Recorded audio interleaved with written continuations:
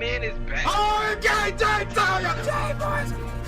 Oh my gosh, the man got that stuff. This is a 5 out of freaking 5. It is beat making time. Next week is E3 week. My album comes out next week. I have the leopard. You know what I'm saying? You know what I'm saying? But look at that, my God. This is your boy. All right, ladies and gentlemen of the YouTube citizens, y'all know who this is. This is your boy, That's True Inferno. Back at it with another Pokemon Unite commentary video gameplay for you guys. And it's now, as of me recording this, January the 1st, 2025. So happy new year to everybody. And y'all know what I'm about to do. If you've been following this channel for a while now, then you know what I'm about to do. I gave you guys my 10 movies of the year that I think would be good for number 10 and number 1. So in a sense, we kind of going to review that by going over what were actually my top 10 movies of the year. So let's not waste any time. Let's start off with number 10, Venom, The Last Dance. Okay, so this one came out kind of recently. This came out October 21st, 2024 in New York City to be exact. And it came out October 25th everywhere else.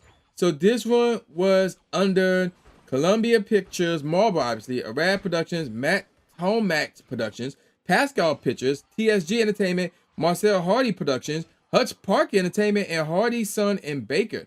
And this was distributed by Sony Pictures Releasing. So, if y'all don't remember what this movie was about, so basically what ended up happening is this. So, Eddie Brock is on the run, him and, the Venom symbiote. They're on the run from the government. But what happening is this. There's these symbiote killers that are looking for a certain symbiote that could free their leader. This, I believe the leader's name is Null, K-N-U-L, how you pronounce his name? So, and there was something that was inside of Venom. I forgot, the Codex. So, yeah. So, it was inside of Venom because when the host dies and the symbiote resurrects the host, then the Codex is formed inside the symbiote. So now there's somewhat of a three-way battle between Eddie and Venom going up against the government, going up against the symbiote killers. Now, I don't know. So here's one of the issues I have with this movie. And I don't remember this from the last movie because there's only 2 of these. I remember, obviously, there was the Carnage symbiote. But there was a bunch of other symbiotes. And I'm like, where did they all come from? Like because obviously this is like around the territory of the story that happened after Maximum Carnage. I forgot the name of the story, but it involved Spider-Man. And I forgot, and it actually had its own game. I forgot the name of the game, but it was a game that came out after Maximum Carnage. And I believe it was the continuation of Maximum Carnage. And I guess you could say Venom 2 was basically Maximum Carnage, basically because of some of the characters that was in that movie. So, in comparison to, the game. So, I want to look this up real quick. So, I do not remember the game that came out after Maximum Carnage. And this was a long time ago. Oh, here it is. It's called Venom Spider-Man Separation Anxiety. So, with that game, there was obviously Spider-Man was in it, obviously. Venom was in it, obviously. But there was a bunch of, and Carnage was in there, obviously. But there was a bunch of different symbiotes in there. And so this movie kind of had that feel, with the exception of the fact that there's no Spider-Man in this movie. But nevertheless, the problem was, where did all the symbiotes come from? Because they had to be breaking out because the symbiote killers was there trying to get Venom, killing everybody in his sight. So members of the government were actually purposely being absorbed by the symbiote to fight back against them. And some of them died and all that stuff. But I'm like, where did they all come from? And that's one issue I had with it. Another issue I had was when Venom was able to hold down, Venom the symbiote that is, were able to hold down multiple symbiote killers, protect Eddie Brock, and do like 1 to 2 other stuff all at the same time in order for the symbiote to commit suicide and in the process killing all the symbiote killers. So obviously, once you do that, then the Codex will disappear and Null cannot escape his dungeon, or whatever the case may be. And to me, even though it is like obviously a science fiction joint, or whatever the case may be, it's still too unrealistic for me. So that's why I'm like, what the heck? But nevertheless, it was still a good movie. I called it the 10th best movie of the year. But yeah, if you want to see it, you can go ahead and see it for yourself, see how the trilogy ends. But if you want to skip it, then that's fine too. Okay, let's move on to number 9. Bob Marley, One Love. So this joint came out early in the year. So it came out on January 23rd, 2004 under a Carib theater known as Carib 5, Carib, C-A-R-I-B, that's how you pronounce it. So this is in Kingston, Jamaica, by the way. But it came out throughout the U.S. on February the 14th. So here's the deal about this one. So basically, this one tells a story about Bob Marley, like, in his later years. I don't recall him dying at the end of this movie. Remember, such quick. I could be wrong, because it's been a while since I've seen this movie. But I don't recall him dying in this movie. So, yeah. Yeah, he didn't die in this movie. So, but it was like a certain part of the movie. It wasn't like his whole entire life story, which I thought that's what this movie was going to be about. But apparently that's not the case. So, there's that. It's only covered a certain part of his life. Now, there's one part in the movie that I do not get, and I don't know, maybe you guys in the comment section could let me know, like, could shed some light to this. He would get these weird flashbacks of him with his father, who apparently was white, was Caucasian, and something about a field fire, like a fire that took place in the fields. And he would keep seeing that over and over again. And I'll be honest, I didn't get the reference there. I didn't get the meaning behind those flashbacks. So I don't know. Like, it was weird to me. So I don't know what importance was that or what that was about. But outside that, this was still a good movie. It was a good movie. And oh yeah, the one thing I forgot to mention, this was produced by Plain B Entertainment, State Street Pictures, and Top Gun Pictures. And it was distributed by Paramount Pictures. So there you go with that. But I would still say watch this movie if you have a chance, especially if you're a Bob Marley fan. So there's that. Now then, let's move on to number 8, Borderlands. Yeah, this was a controversial one. There's quite a few controversial movies that came out this year. Venom was one, Borderlands another, and then we got about like one more movie that is actually 2 more movies at least that were controversial, but this one is up there. So this joint came out August 6th this year, or 2024 rather, under the TCL Chinese Theater, but it came out 3 days later throughout the United States. And the production was done by Arad Productions, Picture Start, Gearbox Studios, obviously, and 2K, obviously. And it was distributed by Lionsgate Films, which were under Summit Entertainment. So, okay, so this have no, how do I put this? Obviously, it's Borderlands, so the landscape and the atmosphere is basically Borderlands. But in terms of the story and the characters, it had nothing to do with the story and the characters from the actual Borderlands game or anything like that. Speaking of which, I believe Borderlands 4 is in the works, so that's going to be fun.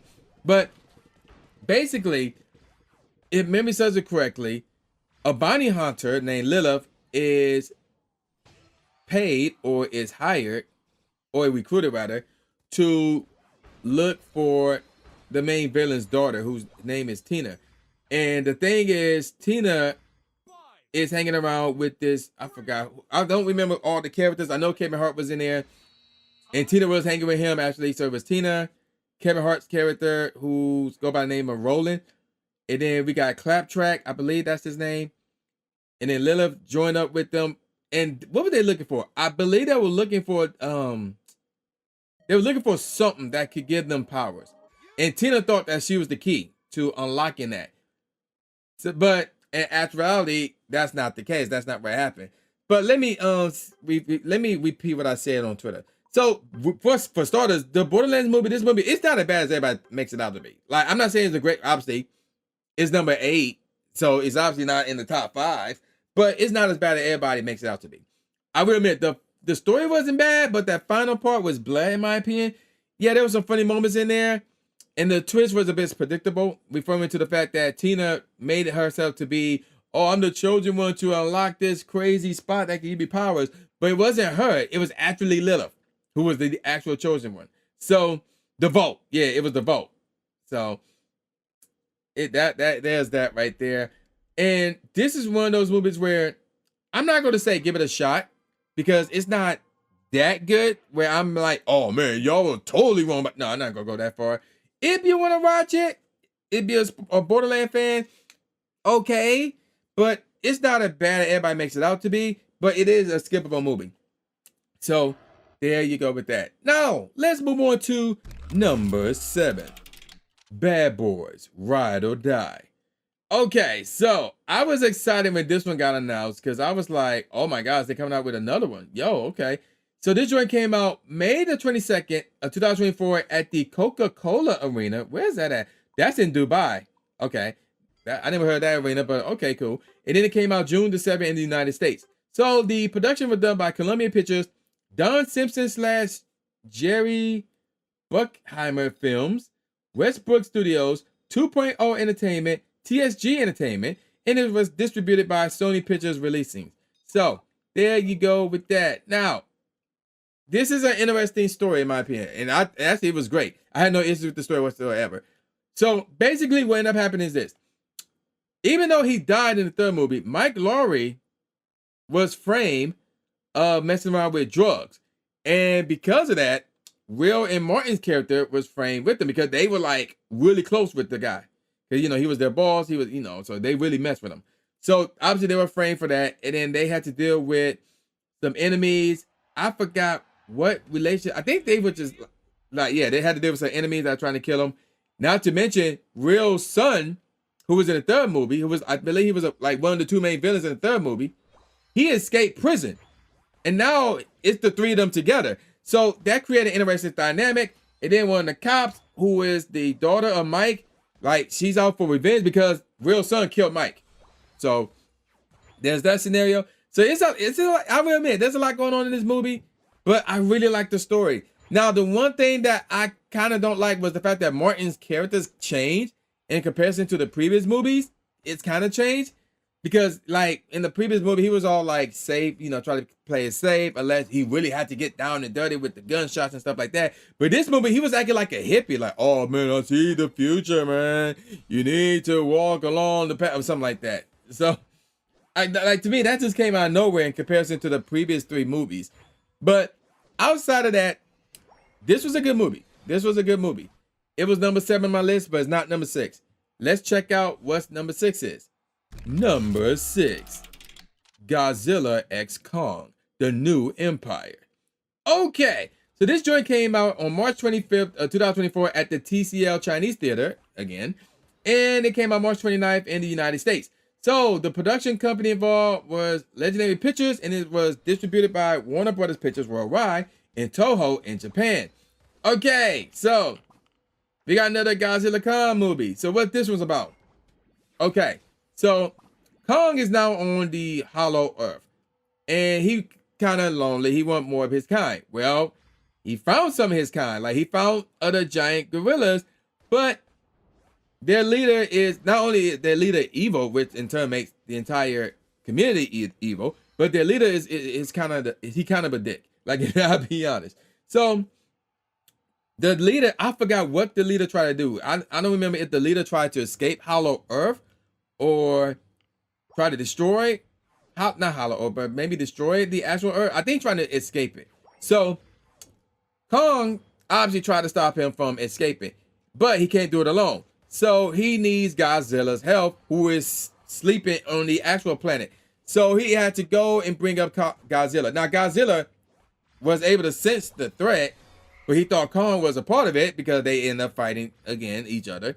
Even though Kong was like, no, man, I'm not your enemy this time. We gotta go get these other gorillas. But Kong supercharged himself, and then the 2 went to Hollow Earth. The battle started in Hollow Earth. Then it made its way to actual Earth. And then there was this mega battle to end it. And it looked cool. The fight sequence was really good, especially that final battle. Like, it was dope. And there was like 4 things going on in the movie because of the whole, like, the adopted daughter. She found her people on Hollow Earth as well. But it all makes sense, though. It all makes sense.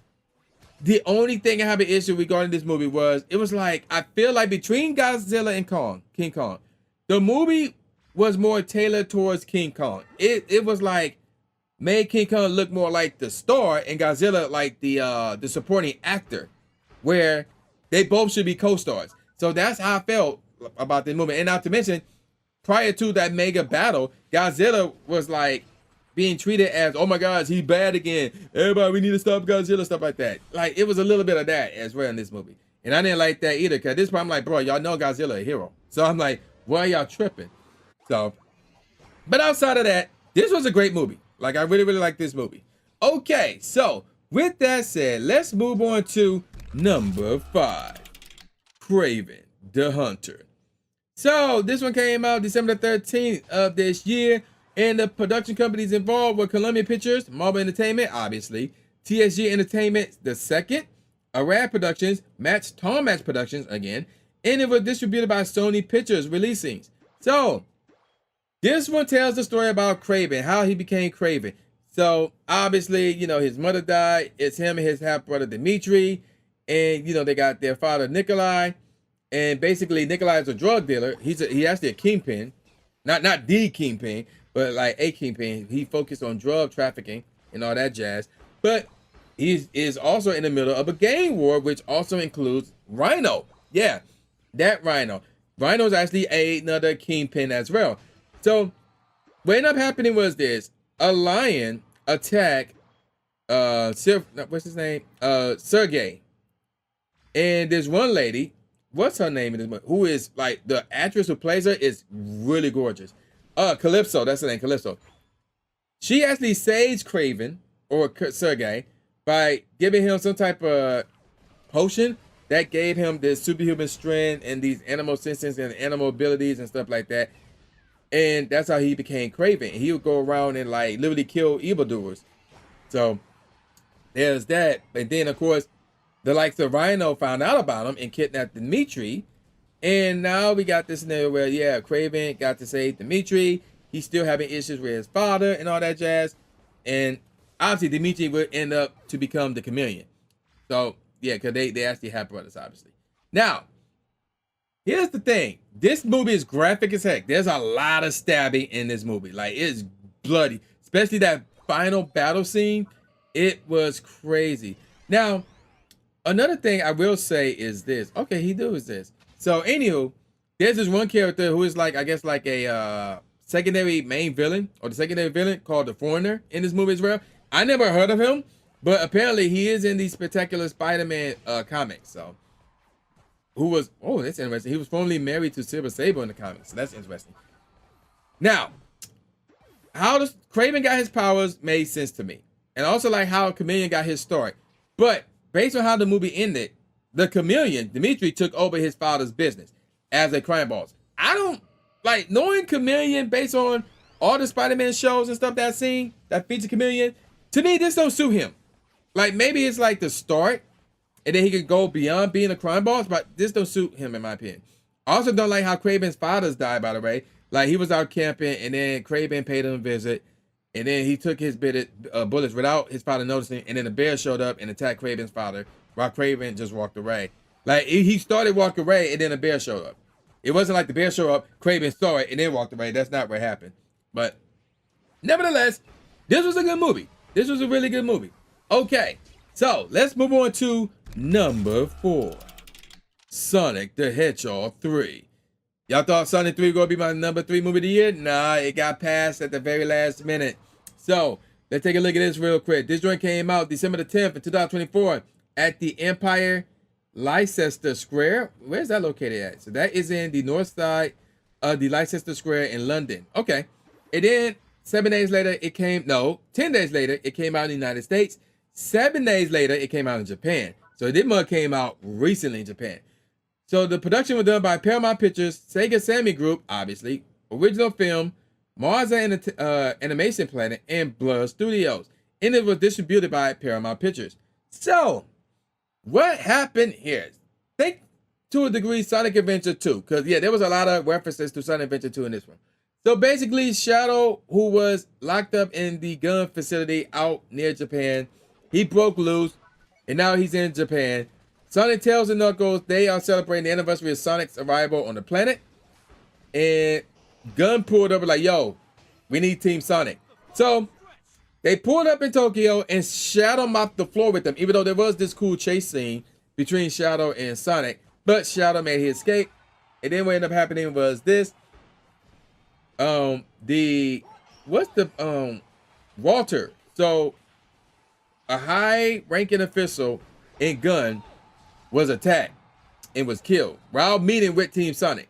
And this was immediately after they battled and lost to Shadow. So yeah, the gun commander. So because of the attack, and then Team Sonic took off, the rest of Gun showed up.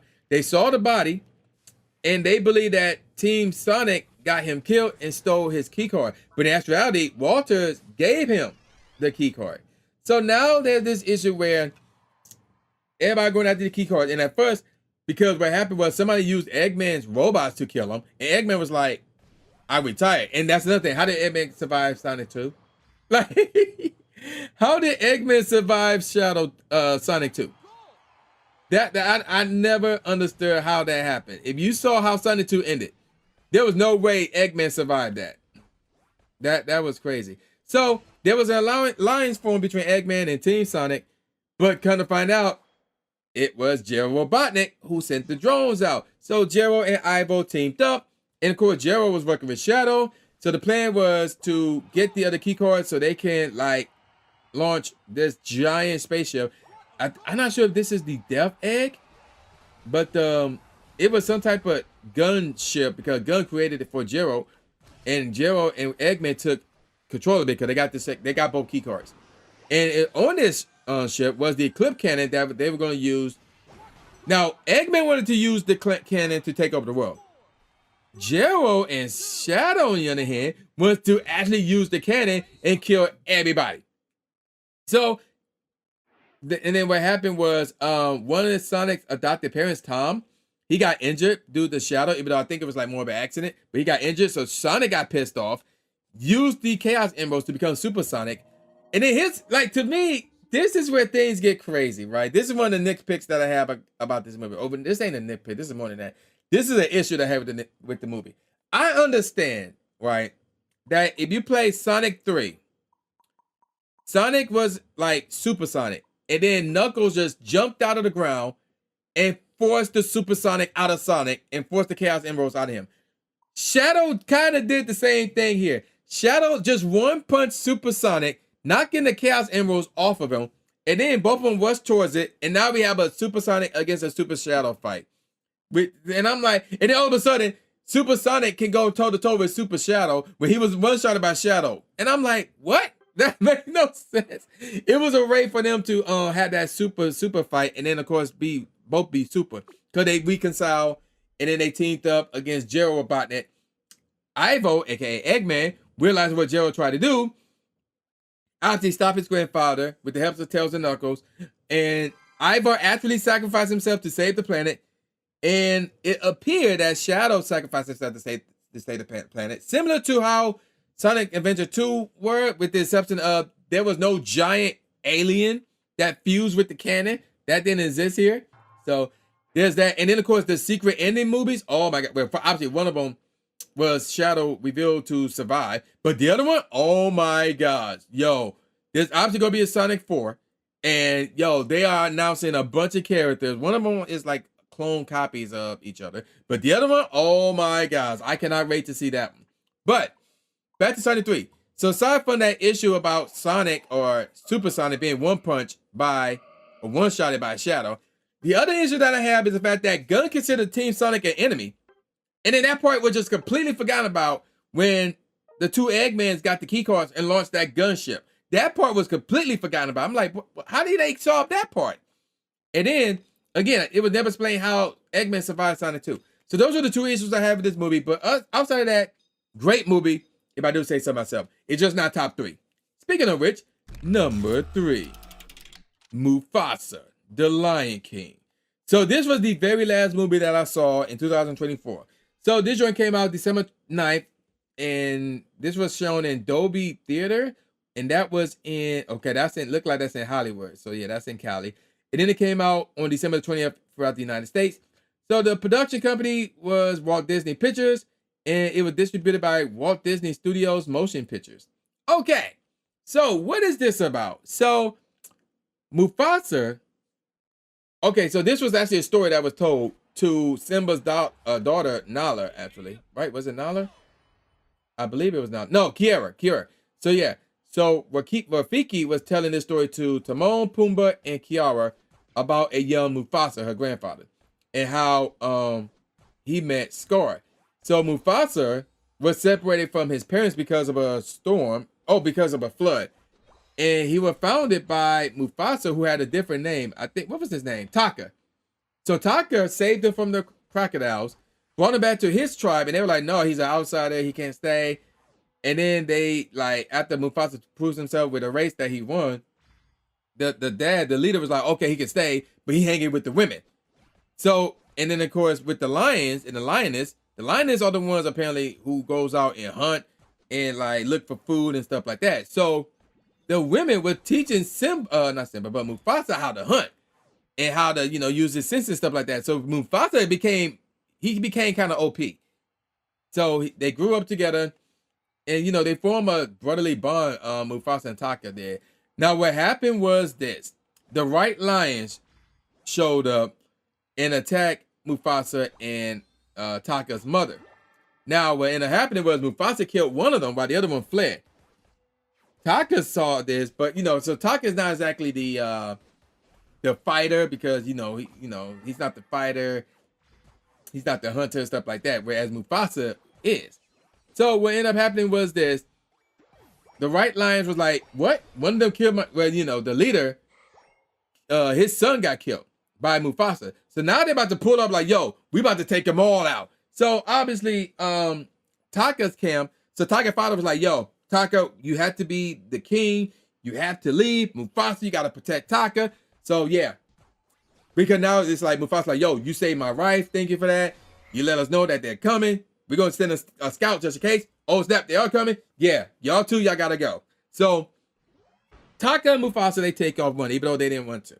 Meanwhile, the White Lion showed up, and they basically just wiped out everybody in terms of like Taka's family. But Mufasa wasn't there. So now they're on the hunt for these two. So while Mufasa and Taka are running for their lives, they ran into Sarabi and her scout, Zazu, the bird, and eventually they ran into a younger Rafiki. So the five of them are trying to look for this one spot that Mufasa was told about when he was a kid. I forgot what it was called, though. So this spot will eventually become the Pride Lands, but back then it was called something else. I forgot what it was called, though. But anywho, oh yeah, Milele. It was a mystical land called Milele. So they going through Milele. Taka was having issues because he had a crush on Sarabi, but Sarabi was feeling Mufasa, and then they both kind of hooked up. And what's his name? I forgot his name. I'm used to calling him Scar, because that's why I know Taka. Yeah, Taka joins forces with the White Lions, and then they made it to Malede, and then the White Lions showed up, and then they started a fight with them, and then obviously everybody, all the animals who were at Malede, they started to join in as well. And then what ended up happening was Taka actually decided to rejoin Mufasa. The two of them killed the leader, and everybody was like, yo, Mufasa, you're king.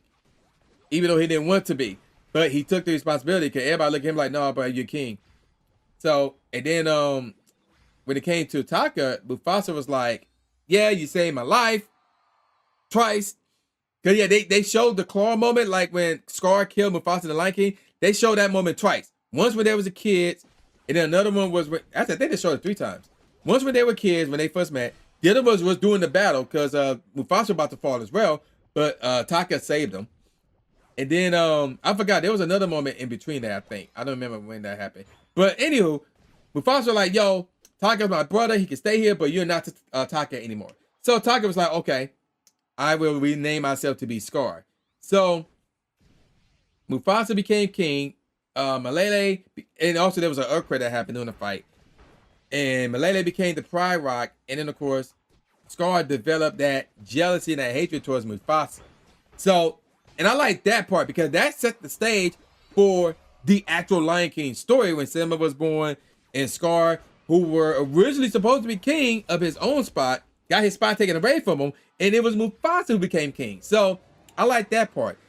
The only nitpick I have about this movie is I wish I could have seen what led to Sarabi being a stray, because Mufasa was a stray, and then Scar became a stray, and to a degree, Mufasa became a stray again, and Sarabi was a stray. So I'm like, what happened with Sarabi that led her to be a stray?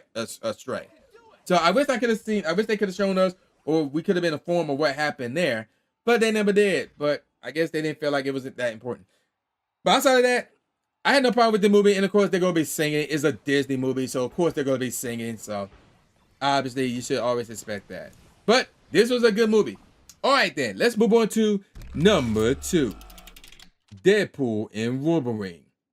So this joint came out July 22nd, 2024 at the David H. Koch Theater. So this joint is located in New York. And it came out throughout the U.S. 4 days later. So the production was done by Marvel Studios, obviously, Maximum Effort, 21 Labs Entertainment, and it was distributed by Walt Disney Studios Motion Pictures, obviously. Okay, this one was crazy. So here's what happened. This one was interesting. This one was interesting. It was something about his timeline being destroyed, and he tried to prevent it. This is Deadpool, and it was people who monitor the timeline. So similar to the Loki joint, I guess we could say that. But what ended up happening was this: he needed to find a Wolverine because the Wolverine, his timeline was dead. So he traveled through time to look for a different version of Logan. Now, what he found was like what is considered to be the worst Wolverine in the multiverse. And then what ended up happening was both of them were sent to the now this was the TVA. What's the TVA? Oh yeah, the Time Variance Authority. So one of the guys who wanted to destroy all the time or all the multiverse, he sent the two of them to this one spot. I'm trying to remember where it is. It's like the garbage dimension. I guess we could call it that. The garbage dimension. So, and I don't remember what it's called, but they were sent there. So like all those movies in the past, like that old what is it? The Fantastic Four movies, like the Johnny Storm was there. The Blade character was down there. The Elektra from the last Logan movie was down there. It was crazy. And then Gambit was down there as well. So the deal was they had to go against Professor Xavier's sister by the name of Cassandra Nova. So actually, twin sister, a charge of Professor X, actually. And nobody could leave there without her permission. Even though she couldn't leave herself, but nobody could leave there without permission or try to do anything like that without permission, which is weird. But nevertheless, what ended up happening was this. Because something about an item that Doctor Strange once had and made his way down there. Deadpool Wolverine made their way out, but so did Cassandra. So now she learned about Paradox Time Ripper, and now she's trying to I guess take over or destroy all the she's trying to destroy her all the time as well. So yeah, they had to go against her. They had to fight against a bunch of Deadpools, which is funny. And then they nearly sacrificed themselves. Logan and Deadpool did, but they managed to survive. So now here's where things get interesting. So the story made sense for the most part, and the ending was interesting because the Resistance is now a part of that dimension, along with that Logan. So now I'm like, where did they go from here? That's going to be interesting. So I wanted to say that maybe another Deadpool movie in the future. I even will go as far to say Hugh Jackman is back as Wolverine, and then he may get another movie himself. So this is going to be very interesting in terms of where do they go from here. So I can't wait to see where do they go from here. So before that, let's get on to some honorable mentions real quick. So the first honorable mention I'm going to talk about is Joker 2 or Joker Folie à Deux. So this joint came out September 4th, 2024 in Venice. And then it came out October the 4th, literally 30 days later in the United States. So the production was done by joint effort, DC Entertainment, obviously, and Domain Entertainment. And it was distributed by Warner Brothers Pictures, obviously. So this movie, it was, I'll be honest, it was like, now granted, it was not a sing-along. I thought it was like going to be the whole thing was going to be a sing-along. But it wasn't a sing-along. There was some singing in there. And it's also, the singing was done in Imaginary Land of, Jokers. And it got known at the time, But what ended up happening was this, Harley Quinn lied about, oh my God, you inspired me to burn buildings and do stuff, which is right here. But in actuality, she's like super rich, or she's with us, her father's super rich, so she's able to pop in the asylum whenever she wants, apparently, which to me make no sense. And then what ended up happening was Arthur, aka the Joker, he got rid of the Joker gimmick when, doing his trial. Because the whole thing was taking place during the trial thing. His trial. Now, the interesting thing in the movies was when somebody, on the last day, somebody blew up the trial. And Harvey Dent, who was the district attorney that was going against Arthur, his face got messed up. So now we like, yo, Two-Face. But nothing's going to come from that, because at the end, Joker got shot. No, he didn't get shot. He got stabbed while he was in the asylum. And he died from that. So, and of course, because of the fact that Arthur got rid of the Joker mentality, Harley Quinn left him. So they ended the whole Joker fiasco without introducing, but they introduced Bruce in the previous movie, but there was no Batman reference, obviously. So that sucked. And like, the movie was just okay, I guess you want to call it that, because of the fact that the whole movie wasn't a sing-along, but still though, it was like, so that's my thoughts on that. Another honorable mention would be Madam Web. So this is the worst movie of the year. Well, actually, I'll probably go as far to say Joker 2 was the best movie of the year. Because here's my thing about this one. But before that, let me give you some stats on this one. So this joint came out February the 12th, 2024 at the Regency Village Theater. That one is located in LA. And then it came out 2 days later throughout the US. So the production was done by Columbia Pictures, Marvel, obviously, D. Bonaventura Pictures, and TSG Entertainment. And it was distributed by Sony Pictures Releasing, obviously. So here's the thing about this movie. So Cassandra, she somehow, I forgot what happened. Oh, she had a near-death experience. And because of that, she got these powers where she could see the future.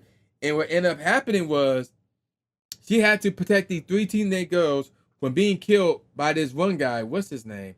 Ezekiel Sims, who had I guess he had a dream that these 3 girls were going to become Spider Women and go after him and kill him. So in order for him to not deal with that, he had to kill them while they were teenagers. So with that, and then he somehow have superhuman abilities as well. The girls at the moment, I don't remember if they had superhuman abilities already or not, but I know Ezekiel did. So basically, that's the whole movie. And then, yeah, there you go with that. So what ended up happening at the end was, because of this whole fiasco, Ezekiel died earlier than he was supposed to, and Cassidy lost her sight because of this battle, because of the fight.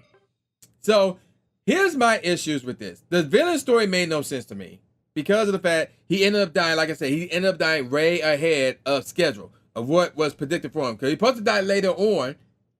Like a few years later, whatever the case may be. But instead, he died sooner than that. So it was like, bruh, what was the whole point then? And then when Cassandra became blind, her personality changed. Like, she was like, oh man, I just want to know my life. I don't want to deal with these girls. I don't want to babysit, blah, blah, blah, to, oh, I see you, my child. You need to go this way. And that. Her persona changed. And if you've seen Spider-Man, the animated series, you know that Madam Web, aka Cassandra, is in there. So basically, she act like her right off the bat as soon as she became blind and got used to it, as opposed to how she was at the start of the movie. To me, I didn't like that either. So, and then not to mention the 3 girls. I understand, again, they're teenagers, so their mental, their common sense isn't all that there, but they done some stupid stuff in this movie. And I'm like, bro, why y'all doing this knowing that somebody's hunting y'all? Like, but outside of that, the movie was okay. But it's not as bad as people think it is, but at the same time, don't watch this movie. Unless you really want to watch, learn about the Spider Women and Madam Web fiasco. Then outside of that, nah, you straight with that. Don't mess with that. All right, then. The number 1 movie of the year is number 1, Piece by Piece. Now, yes, the Pharrell Williams Lego movie. Yes, believe it or not, a Lego movie is the number 1 movie of the year. So this joint came out on August 30th, 2024 under Telluride, which is located in Colorado, of all places. And it came out, wow, like literally almost 2 months later, October 11th in the US. So the production companies involved was the Lego Group, obviously, Tremolo Productions, and I Am Other. Well, okay, this was created by Pharrell Williams. And it was distributed by Focus Features in the United States and Universal Pictures internationally. So what this video is about. So this tells the story of Pharrell from when he was born up to, I guess, up to this point right now. And, you know, how he got into music. He formed the band with Chad, the Neptunes, and how they got their big break, and how they started making beats for other rappers. And then Pharrell started rapping and singing stuff like that and released the albums. And yeah, it's basically a lifetime story right here. So, and despite that, it was still a great movie. It was a phenomenal movie, and it was surprisingly impactful. And I'm referring to the end of the movie here. So a lot of his hits and recognizable songs he produced were played in the movie, so that was fun. The likes of Jay-Z, Busta Rhymes, Justin Timberlake, Gwen Stefani made appearances, and Snoop Dogg made appearances in this movie in the form of Legos, that is. So it was great. And obviously, gotta mention the likes of not Norway, but what's his face? The Clips. Yeah, the Clips. I had to mention them because they were in the movie as well. And it was a great movie. It was a great movie. And the part about his grandma dying, you know, what happened with his grandma and the whole Black Lives Matter thing and like what he did with that going on, like that got me. I'll be honest, that got me. I was tearing up. I didn't fully cry or anything like that, but I was tearing up. That part, those parts got me. So like the grandma part got me first. And then like it kind of continued on with the whole Black Lives Matter fiasco. So that kind of got me. That kind of got me. So yeah, this was a great movie in my opinion. To me, the best movie of the year. So there you go with that. Let me know in the comment section below what you thought was the best movie of 2024. And I'm going to call it a wrap. So with all that said, y'all know who this is. This is boy New J Gatsby, a.k.a. New Stimmy Smith, saying peace out, y'all. And I'll see y'all next time. Yeah.